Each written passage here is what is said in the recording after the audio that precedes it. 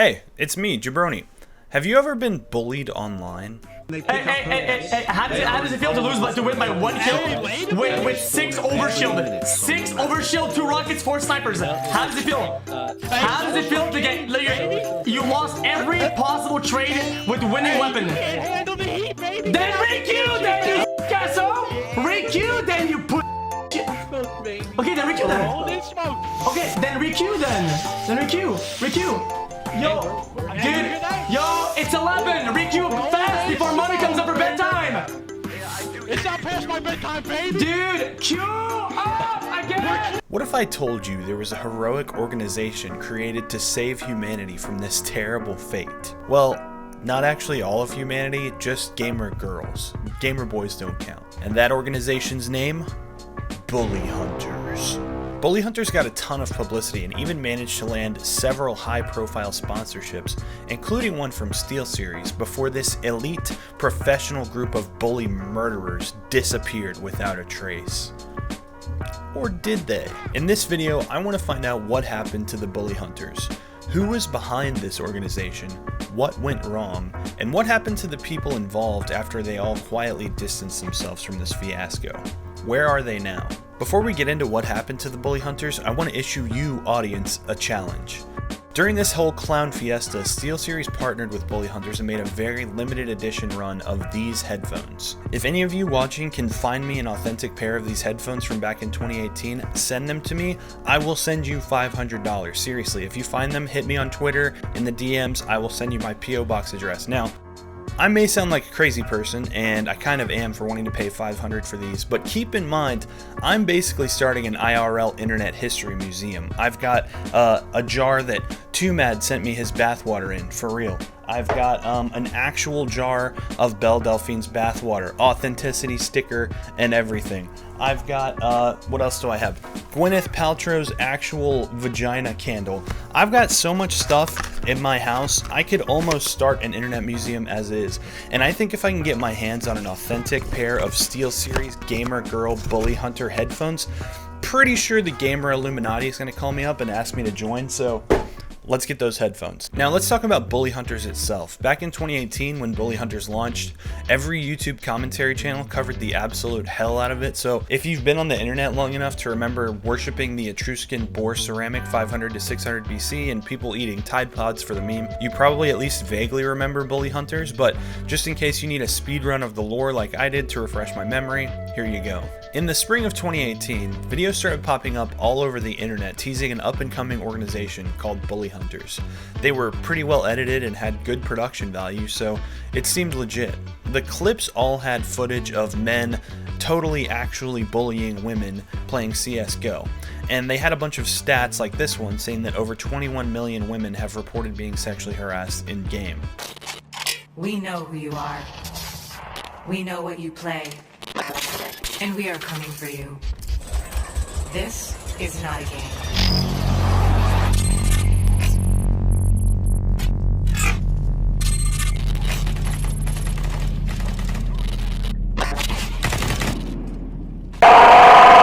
Witness the hunt live, April 12th. Finally, society had progressed to the point where we could live out the Hunger Games in real life. Surely this is going to be an actual bully hunt, right? Maybe they could even sell human leather hats after the event like in RimWorld. But in reality, the actual event turned out to be way more painful to watch than actual humans slaughtering each other.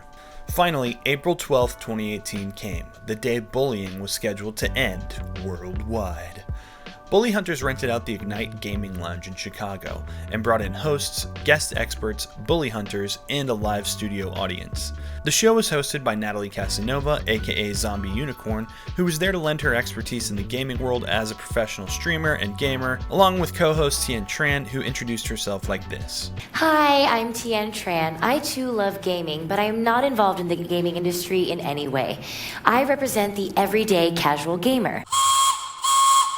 As for the actual content of the live stream, they showed off an example of how the Bully Hunters program would work. A woman gets harassed in game, goes to the Bully Hunters website, fills out a form, then a bully hunter instantly joins her game in progress, kills the bully in the game, and then says, "Bullying is not a game, bullyhunters.org." The bully is so terrified of this that he repents from his egregious behavior and never bullies anyone again. The stream then brought on 2 guests, Kevin Lanham, a clinical gamer counselor, and Dr. Alexandra Solomon, an assistant psychology professor. Together, these 2 experts confirmed that bullying is bad. After that, they showed another incredible demo of the service with a fully engaged in-studio audience. Then they talked some more, plugged their socials, and it was over. In 35 minutes, bullying was bullied out of existence. Except, no it wasn't. There were some small issues with the presentation. First off, all the statistics were false. The Bully Hunters website listed all the stats quoted in the live stream, but there was an asterisk. The asterisk led to a study from 6 years before the event that wasn't actually a study at all. A blogger sent her audience an email survey and received 874 responses. Bully Hunters found the results of this survey and then extrapolated it over 32.7 million women in America who reported to own a gaming console and used that to come up with all their statistics they cited with so much confidence during the presentation. People online who understand statistics broke down all the reasons this is wrong and misleading. Then people started to look into the hosts. It turned out Natalie Casanova had used some very colorful insults to bully people. Now that's what this is all about. Removing harassment from gaming. She quickly explained that all of the clips were taken out of context, of course. Host Tien Tran quickly made her Twitter private and went radio silent. Probably the smartest response from anyone involved. Then there were problems with the gameplay. Anybody who's played CSGO for any meaningful amount of time could tell you that this entire demo was faked. Most of what happened in their pre-recorded demo is not possible. You can't directly message someone in CSGO like they did in the demo. The bully was playing deathmatch on Dust 2 and the hunter was playing casual or competitive on Dust 1. They actually spliced together footage of different players on different maps playing different game modes doing things you can't even do in the game and thought, yeah, this looks good. Let's show people this and tell them that not only is it real, it's happening live. Then people started to look into the experts. It turns out that while Kevin is indeed a real counselor, he spent most of his career helping people with diabetes. Does that really make you a clinical gamer counselor? Diabetes, gaming, Doritos, Mountain Dew, maybe it's all connected, I don't know. And then the truth came out. A marketing agency called FCB Chicago was behind the whole thing. Within 72 hours of the live stream, FCB's Chief Communications Officer Brandon Cook made a statement effectively scrapping the Bully Hunters organization and acknowledging their failure. He also tried to clear the air on the sponsorships, saying that no money had changed hands and nobody got paid. Except for one person. And that was it. Bully Hunters was dead. All of the sponsors disavowed it, and even SteelSeries said it was a mistake.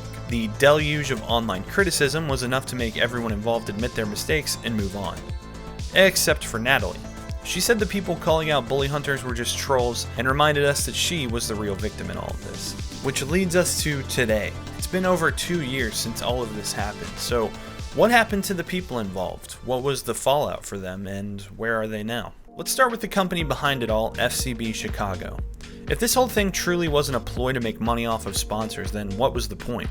Why would a professional ad agency sign off on something like Bully Hunters? It turns out one of the executive's daughters got bullied online, so she picked it up as a passion project pro bono. I guess when your office looks like this, you probably have a little slush fund to rent out a massive gaming lounge, start an organization, and give them professional quality marketing materials and videos and boost their social presence.